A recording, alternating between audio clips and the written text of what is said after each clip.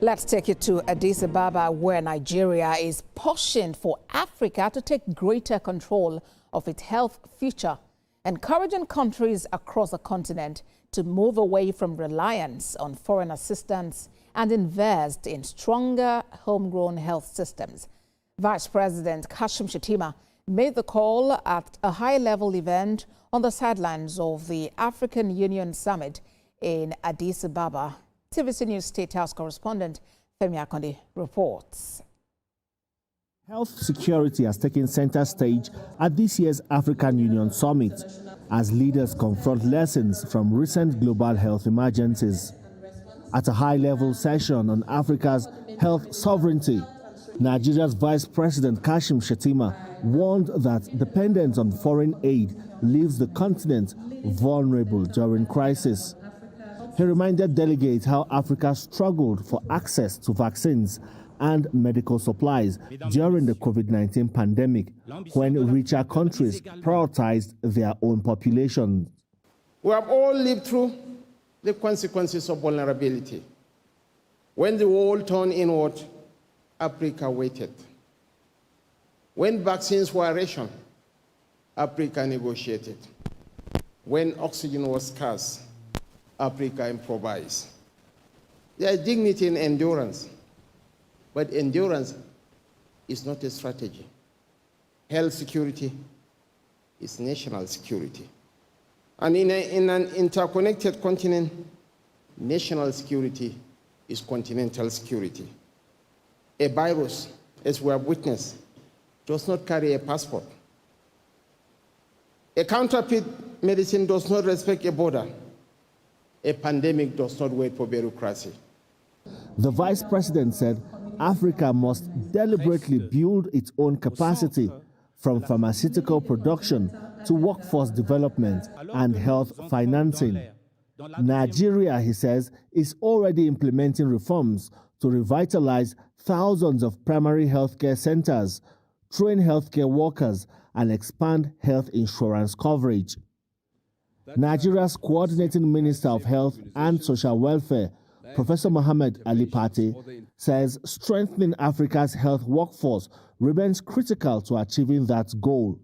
The initiative set out to renovate and revitalize more than 17,000 primary healthcare centers across our federation, to train 120,000 frontline health workers, and to expand health insurance coverage within 3 years through reforms driven by the National Health Insurance Authority. Through the Nigeria Center for Disease Control and Prevention, we are enhancing laboratory networks, expanding genomic surveillance, and reinforcing coordination at our emergency operations centers. This is because in public health, time is currency. Peace and prosperity also rely on health. Families cannot thrive with the basic things that they need for their children, for their women, for adults, for the aged. Trained community health workers and responsive health systems are key to this. We have the evidence, we have the tools and the expertise. What remains now across our continent is continuation and strengthening of our own political will to act collectively to bring this issue to land it in a way that will help us meet our objectives. The Director General of Africa Center for Disease Control, Dr. Jane Kaseya, also warned that Africa faces a shortage of skilled health workers and fragmented investments in community health systems. Today, Africa is still facing a challenge, 6 million shortage of health workers. If we don't do anything, if we don't stop that, we are facing a major trouble. We do not have enough, but also very skilled people.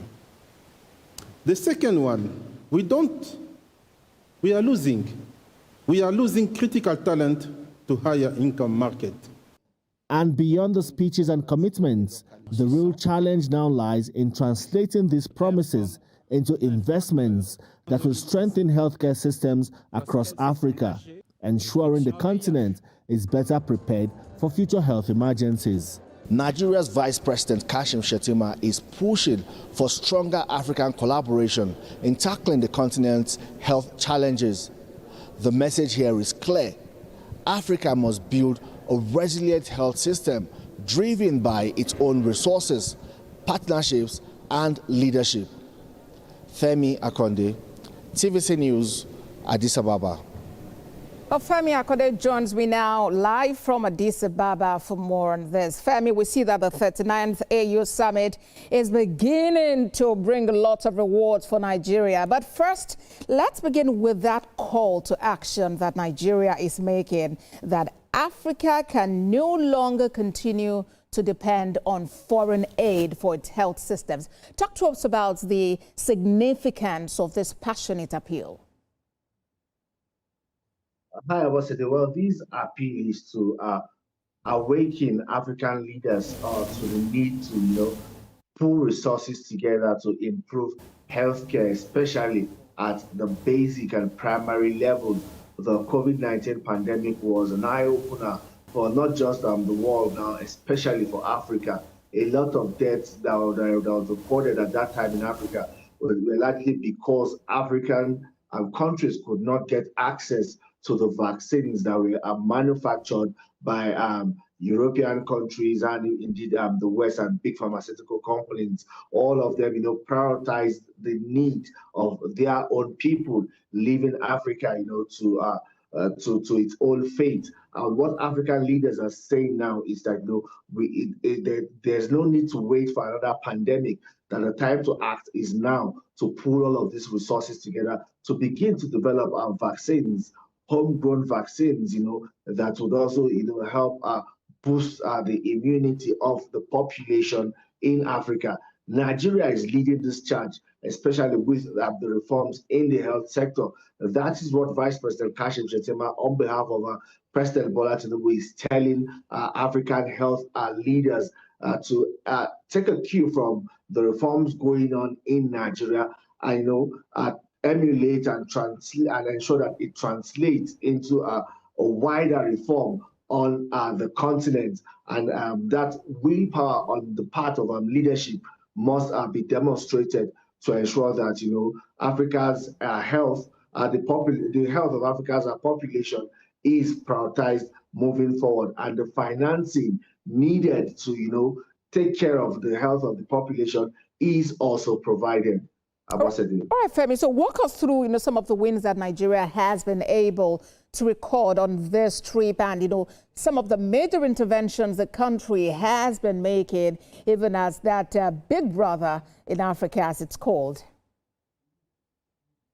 Well, at the ministerial level, there was a meeting, of financial institutions on the continent. And, Nigeria got a permanent seat on the board of the Africa Central Bank. These are treaties, it's called the Abuja Treaty. It was signed in 2009, but, it's been a long time coming and it's been very difficult to implement. Our countries over time did not show their commitment to implementing this treaty.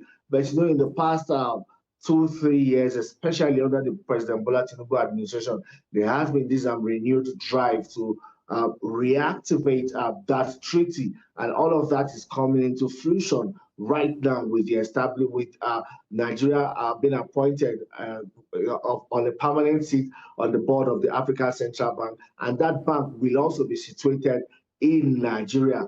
It's expected that that would also help Nigeria both diplomatically and economically, because it's expected that leaders of financial sectors within the continent will then be coming to Nigeria regularly at intervals, both for meetings and for coordination of Africa's financial architecture.